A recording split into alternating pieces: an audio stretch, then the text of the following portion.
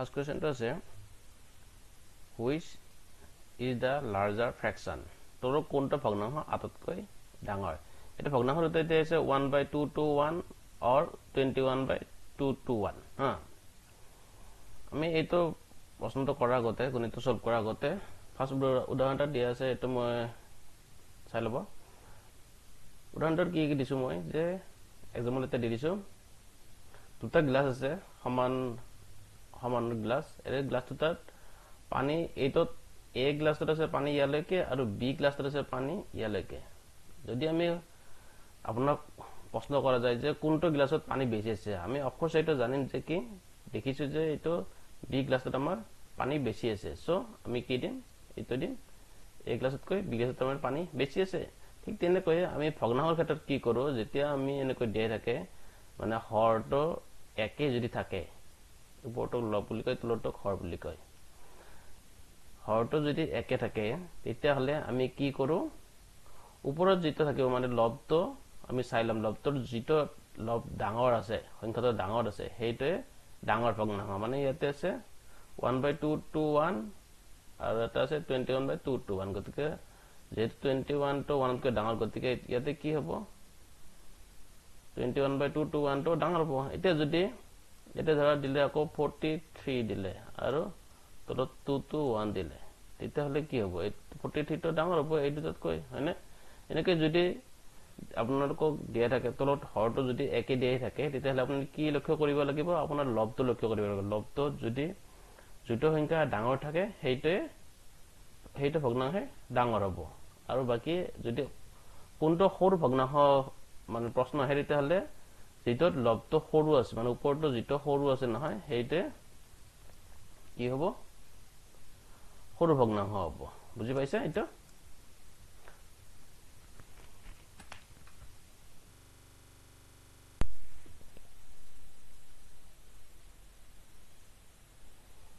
Next question is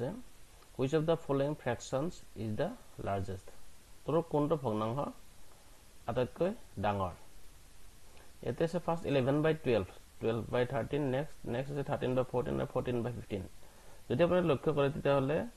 এই গতে কেইটা এটা ফৰ্মুলা আছে কিনকো আছে এটো আছে n+1 আছে নেক্সট আছে n+1 / 2 সরি n+2 next আছে n+2/n+3 তেনেকৈ আছে হয়নে মানে কি কৈছো মই ইয়াতে আছে 11 ওপৰত আছে গতিকে ইয়াতে 11 ৰ লগত +1 কৰিলে 12 পাইছে ইয়াতে আকৌ ওপৰটো 11 + 1 কৰিছে 12 পাইছে 12 + 1 13 তলতো 12 + 1 13 হয় ওপৰটো 13 + 1 14 এইটো 13 + 1 14 এর তলত 14 + 1 15 হয়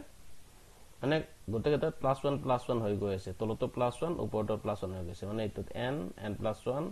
n+1/n+2 n+2/n+3 and so on এনেকৈ যদি গৈ থাকে মানে এনেকৈ যদি বাৰি বাৰি গৈ থাকে নহয় 1 + 1 + 1 + হৈ গৈ থাকে তেতিয়া হলে সকলোতকৈ শেষত যেটো থাকিব হেইটো হ'ব ডাঙৰ ভগ্নাংশ আপুনি আকৌ বেলেগ কৰিব নালাগে তো লক্ষ্য কৰিলে আপুনি যদি বুজি পায় না তেতিয়া ডাইৰেক্ট আপুনি উলাব পাৰিব যে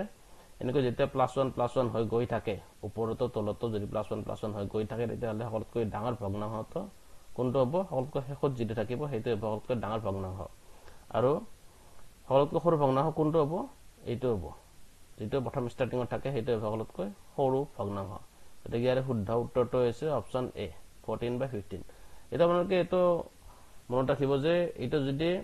ইয়াতে বাৰু সিৰিয়ালি দিয়া আছে কিন্তু যদি এটো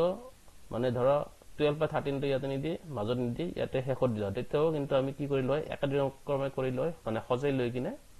সৰুৰ পৰা ডাঙৰ লৈ তেতিয়া আমি এইটো শেষত যেটো হয় আমি হেইটোই আমি ডাঙৰ বুলি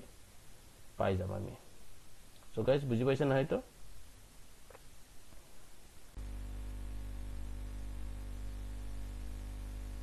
নেক্সট কোৱেশ্চন আছে which of the following fraction is the largest তো কোনটো ভগ্নাংশ আটাইতকৈ ডাঙৰ ফাৰ্স্ট অপচন আছে 5/6 বি আছে 11/14 সি আছে 12/15 ডি আছে 17/21